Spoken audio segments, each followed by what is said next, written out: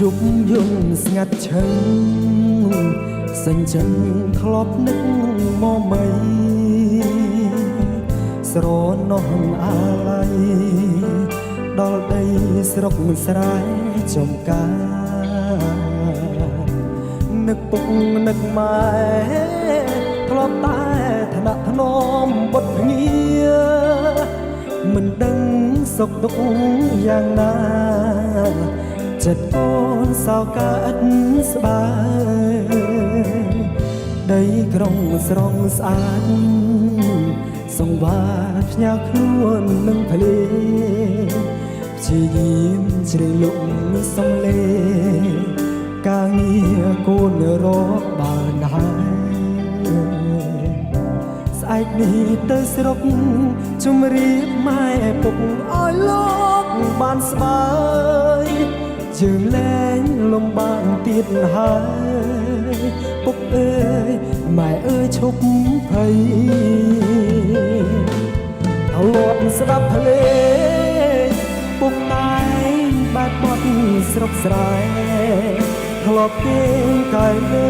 ផ្លូវម៉ែបំពេកូនរងរាត្រីអីលើកូនធំដល់គុណទឹកដងម្ដាយថ្លៃសូមលោកទាំងពីរកុំភ័យកូនសូម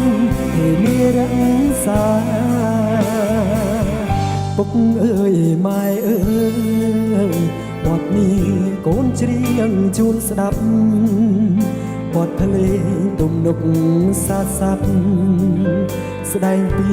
ទឹកចិត្តស្នេហាជាអ្នកចម្រៀងខំច្រៀងគូនឹងហ្គីតារកប្រាក់ជួយច្រងគ្រួសារជួយពុកជួយម៉ែឲ្យស្បាយ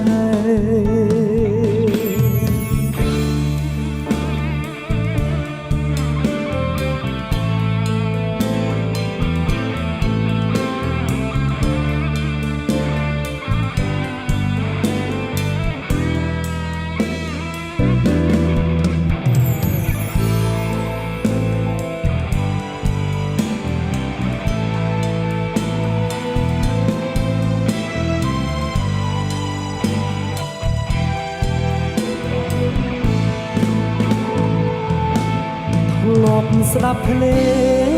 ងពុកតែងបាត់បត់ស្រុកស្រែធ្លាប់គេងកាយលើផ្លូវម៉ែបំពេ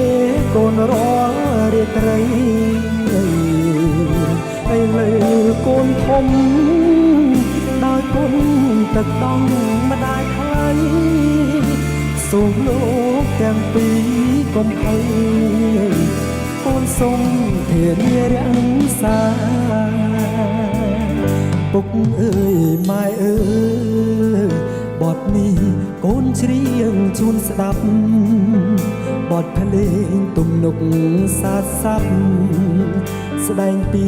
ទឹកចិត្តស្នេហាជាអ្នកចម្រៀងខំច្រៀងគូនឹងហ្គីតារកប្រាក់ជួយច្រងគ្រួសារជួយពុកជួយម៉ែឲ្យស្បាយ